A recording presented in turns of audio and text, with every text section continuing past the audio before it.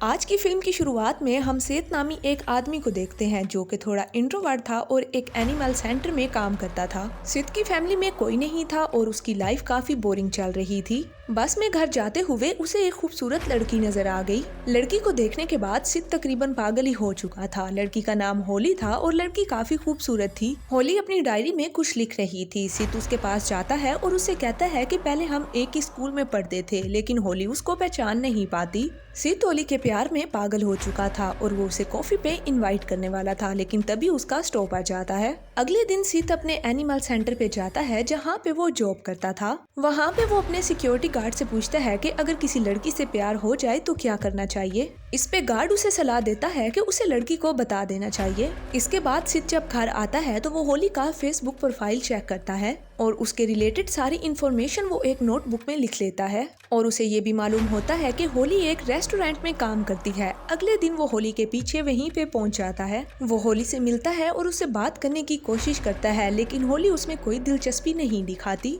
वो उसे इम्प्रेस करने की कोशिश करता है, लेकिन होली परेशान हो जाती है। होली गुस्से में सित को कहती है कि मेरा एक बॉयफ्रेंड है, तुम यहाँ से चले जाओ। सित को काफी दुख लगता है। इसके बाद जब वो घर जाती है तो सित उसका पीछा करता है और उसके घर तक पहुँच जाता है। होली ये सब कुछ नोटिस कर लेती है और जल्दी से अपने घर के अंदर चली जाती है। जाके वो अपनी दोस्त को सब कुछ बता देती है। अगली सुबह जब होली अपनी जॉब पे जाती है तो वो देखती है कि किसी ने उसके लिए एक खूबसूरत बुके भेजा है। उसे लगता है कि ये बुके उसके बॉयफ्रेंड ने भेजा है, इसलिए वो अपने बॉयफ्रेंड से मिलने के लिए एक बार में जाती है। होली जब उस बुके का जिक्र करती है तो उसका बॉयफ्रेंड कहता है कि वो बुके मैंने नहीं भेजा और वहाँ पे सित उसको मिल जाता है। सित उसे बुके के बारे में बता देता है। होली ये सुन के गुस्सा हो जाती है। सित उसका हाथ पकड़ लेता है। होली को लगता है कि सित एक साइको इंसान है। होली अपने बॉयफ्रेंड को सब कुछ बता देती है। होली का बॉयफ्रेंड सित को मुक्का मार के गिरा देता है। होली अपने बॉयफ्रेंड के साथ वहाँ से चली जाती है और सित को काफी गहरी चोट आ जाती है। सित जब नीचे पड़ा होता है तो वो देखता है कि होली की डायरी यहीं पे रह गई है। वो उसकी डायरी को उठा लेता है।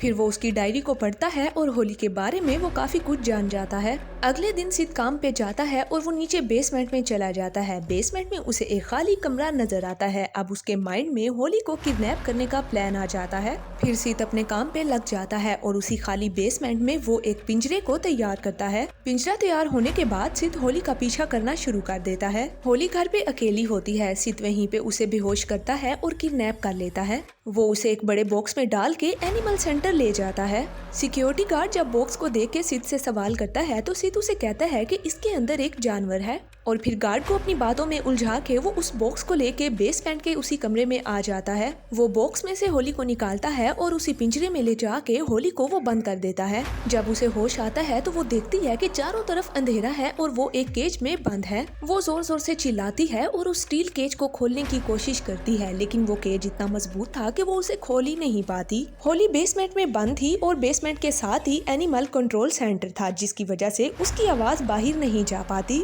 होली के चिल्लाने की आवाजें कोई भी नहीं सुन पाता क्योंकि वहाँ पे सिर्फ जानवरों की ही आवाज थी और होली को ये रात बिना खाए पिए ही गुजारनी पड़ती है। अगली सुबह सित होली के पास आता है और उसको बताता है कि वो उससे प्यार करता है। सित उसे कहता है कि मैंने तुम्हें बचाने के लिए ही किडनैप किया है। वो उसको खाना दे के वहाँ से चला जाता है। अगले दिन फिर से वो होली को चेक करने के लिए आता है। अब होली की हालत काफी खराब हो चुकी थी। वो उसे खाना देता है और फिर वहाँ से चला जाता है। होली की लाइफ अब एक पेट की तरह हो चुकी थी जिसको किसी ने केज में बंद कर दिया हो। इसके बाद होली के पाँव के पास एक चूहा आ जाता है। होली गुस्से में आके उस चूहे को कुचल के मार देती है। सित अब आता है और होली को बताता है कि वो उससे बहुत प्यार करता है और वो उसे कभी भी कुछ होने नहीं देना चाहता। सित ने अब होली की डायरी पढ़ ली थी, जिसकी वजह से वो उसके सारे सीक्रेट जान चुका था। वो होली को सब कुछ बताता है तो होली काफी घबरा जाती है। वो होली को बताता है कि तुम अपने बॉयफ्रेंड के साथ काफी खुश थी, फिर तुमने उसके साथ एंगेजमेंट भी कर ली थी और फिर जब तुम एक दिन अपने बॉयफ्रेंड का मोबाइल चेक करती हो तो तुम्हें मालूम होता है कि तुम्हारी ही बेस्ट फ्रेंड तुम्हारे बॉयफ्रेंड के साथ रिलेशनशिप में है और वो दोनों मिलके तुम्हें चीट कर रहे थे। इसके बाद फिर तुम अपनी बेस्ट फ्रेंड के साथ गाड़ी में जा रही थी। तुम वहाँ पे उससे पूछती हो कि तुमने मुझे धोखा क्यों दिया।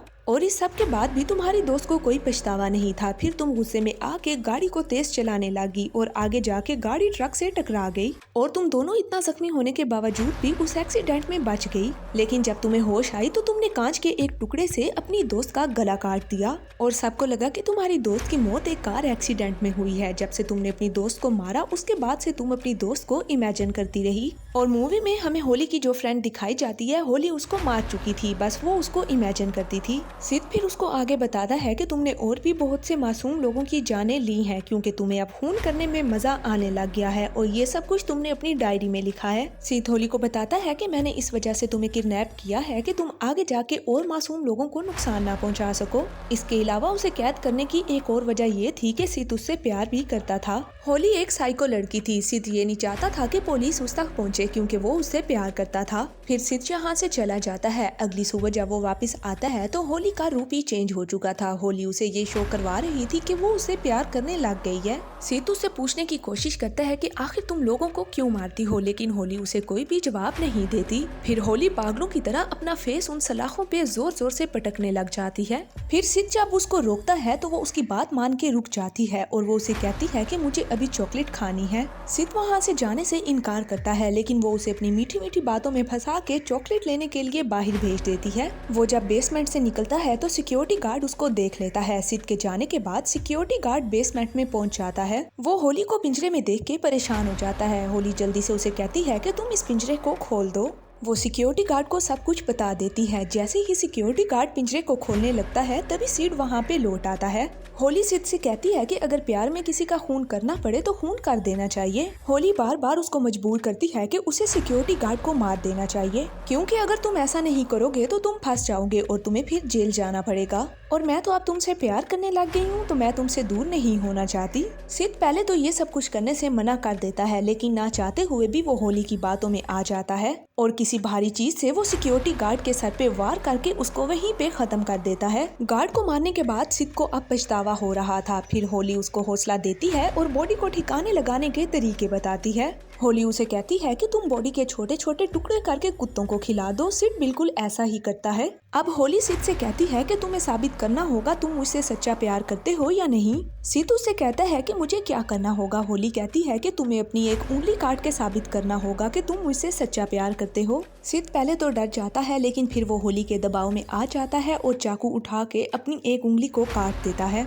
वो दर्द से चिल्लाने लग जाता है और उसके हाथ से चाकू गिर जाता है। होली जल्दी से उस चाकू को उठा के अपने ही गले पे रख लेती है और वो सिड को धमकी देती है कि अगर वो उसे आजाद नहीं करेगा तो वो अपने आप को ही खत्म कर लेगी। सिड डर जाता है और वो पिंजरे का दरवाजा खोल देता है। होली जैसे ही पिंजरे से बाहर आती है तो वो उससे प्यार भरी बातें करने लग जाती है। उसके बाद वो उसके गले पे चाकू रख के उसके गले को ही काट देती है। होली वहाँ से भाग जाती है। कुछ दिन के बाद हम होली को उसके बॉयफ्रेंड के साथ देखते हैं। फिर होली को मालूम होता है कि उसका बॉयफ्रेंड दोबारा से उसके साथ चीट कर रहा है। ये जानने के बाद उसका दिल टूट जाता है लेकिन फिर भी वो उसको कुछ नहीं कहती। इसके बाद होली उसी एनिमल सेंटर में चली जाती है जहां हम सिड को उसी पिंजरे में बंद देखते हैं। सिड तो अभी भी जिंदा था लेकिन बुरी तरह से जख्मी था।